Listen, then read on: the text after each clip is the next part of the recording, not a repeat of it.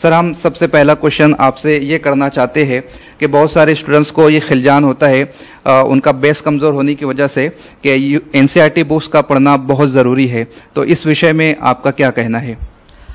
Rahman, NCERT एक बहुत अच्छा माध्यम है जिससे कि किसी भी सब्जेक्ट पर, ख़ास तौर से जो सब्जेक्ट स्कूल्स में पढ़ाए जाते हैं और जिनका ताल्लुक यूपीएससी के से भी सिलेबस के साथ है, एक बहुत बढ़िया बेस, एक बहुत बढ़िया फाउंडेशन बनाया जा सकता है।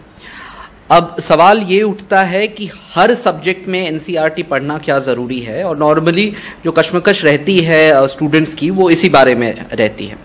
इसमें हमारा सुझाव यही रहेगा कि जो सब्जेक्ट्स में स्टूडेंट ऑलरेडी स्ट्रॉन्ग है, मतलब स्कूल से ही उसकी बेस जो है वो बहुत स्ट्रॉन्ग है, उनमें यूपीएससी की तैयारी के दौरान स्टूडेंट डायरेक्टली एडवांस्ड बुक्स के साथ शुरुआत कर सकता है। यूपीएससी के मेंस में नॉर्मली जो स्टैंडर्ड एक्सपेक्टेड रहता है किसी भी सब्जेक्ट में, वो बैचलर्स लेवल का रहता है, और जो रेकमेंडेड बुक्स रहते हैं वो भी बैचलर्स लेवल के, कॉलेज या यूनिवर्सिटी लेवल के बुक्स रहते हैं।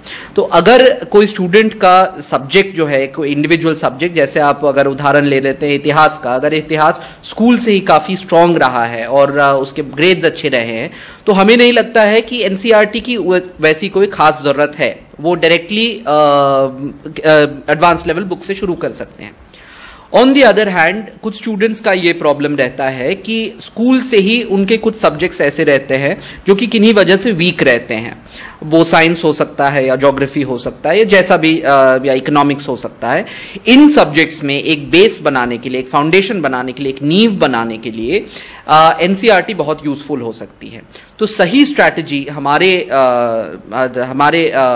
मुताबिक ये रहेगा कि आप पहले थोड़ा इंट्रोस्पेक्शन करें और डिसाइड करें कि आप कौन से सब्जेक्ट्स में स्ट्रांग हैं और कौन से सब्जेक्ट्स में वीक हैं।